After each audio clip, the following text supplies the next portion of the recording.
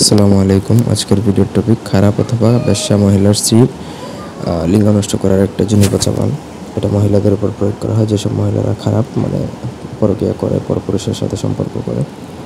তো তাদের জন্য এই বিদ্যাটা খুবই ভয়ঙ্কর। এতে তার জুনি পচে যাবে এবং খুবই ভয়ানক একটা অবস্থা হবে যদি আপনার স্ত্রী পরকীয়া করে বা কারোর সাথে খারাপ সম্পর্ক করে বা কোনো মহিলা কারোর সাথে খারাপ সম্পর্ক করে, তাহলে এটা করতে পারেন। অথবা আপনার স্বামীর সাথে যদি কোনো মহিলা পরকীয়া করে তার উপর এটা শাস্তি দিতে পারবেন।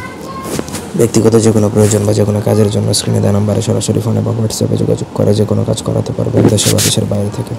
স্ক্রিনে যে নকশাটা দেখতে পাচ্ছেন এটা দিয়ে কাজ করতে হবে। এই নকশাটা আপনাকে লিখতে হবে হচ্ছে আম্বর এবং কেশরের কালি দ্বারা। এই দুইটা কালি একত্রে মিশিয়ে আপনাকে ভোজপাতার মধ্যে লিখতে হবে। ভোজপাতার মধ্যে লিখে নিচে যেই মহিলার জন্য লিখবেন তার নাম এবং তার মায়ের নামটা উল্লেখ করবেন। নামের মধ্যে কোনো ভুল করা চলবে না, নকশার মধ্যে কোনো ভুল করা চলবে না। ভুল করলেই কিন্তু কাজ হবে না।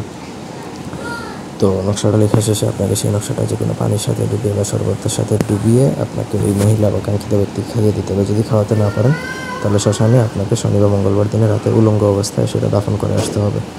এই হচ্ছে দুইটা নিয়ম। এই দুইটা নিয়মের বাইরে কোনো নিয়ম নেই। এই প্রসিডিওর যদি কমপ্লিট করতে পারেন তাহলে সেই মহিলা বা যার উপর প্রয়োগ করা হবে তার জুনি পচে যাবে।